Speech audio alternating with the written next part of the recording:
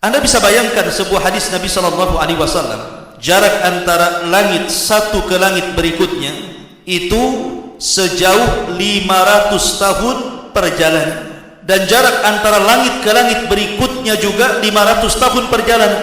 Bahkan jarak antara langit ke-7 ke kursi Allah itu juga 500 tahun perjalanan, dan jarak dari kursi ke air yang ada di atas langit itu juga 500 tahun perjalanan, dan arsy itu di atas air. Wallahu fawqal arsy, dan Allah di atas arsy. La yakhfa alaihi syai'un min a'malikum, Allah tidak mungkin tersembunyi sedikit pun dari amal-amal kalian. Berarti arsy Allah subhanahu wa ta'ala itu tinggi sekali, karena di atas air. Bumi, 7 lapis langit, kursi, air, arsy, dan tidak ada makhluk setelah Allah yang paling tinggi kecuali arsy Allah subhanahu wa ta'ala.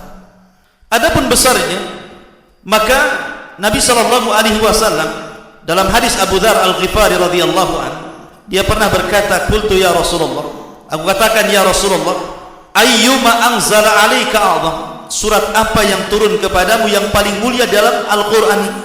Maka Nabi SAW mengatakan ayatul kursi, ayat kursi. Kemudian, ya Abu Dzar, sesungguhnya 7 lapis langit ini bila dibandingkan dengan kursi Allah, maka seperti cincin dilempar ke padang pasir. Jadi kalau seandainya kita bandingkan besarnya 7 lapis langit itu, yang satu langit saja, langit dunia terbentang dari barat ke timur, utara dan selatan, hampir tidak ada batas dan tidak ada tepinya. Lah besarnya langit pertama digabungkan dengan langit kedua, digabungkan dengan langit ketiga, keempat, kelima, keenam sampai ke-7, kemudian dibandingkan dengan besarnya kursi, maka Nabi SAW mengatakan 7 lapis langit itu ibarat cincin yang dilempar ke padang pasir, dan padang pasir itu kursinya Allah.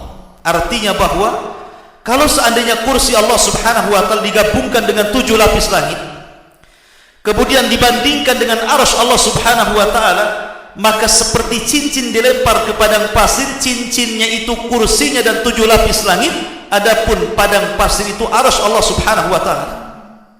Anda bisa bayangkan besarnya arsy Allah subhanahu wa ta'ala dan tingginya arsy Allah subhanahu wa ta'ala, dan itu satu makhluk. Bagaimana dengan yang menciptakannya? Allahu Akbar, Allah lebih besar dibandingkan seluruh makhluknya.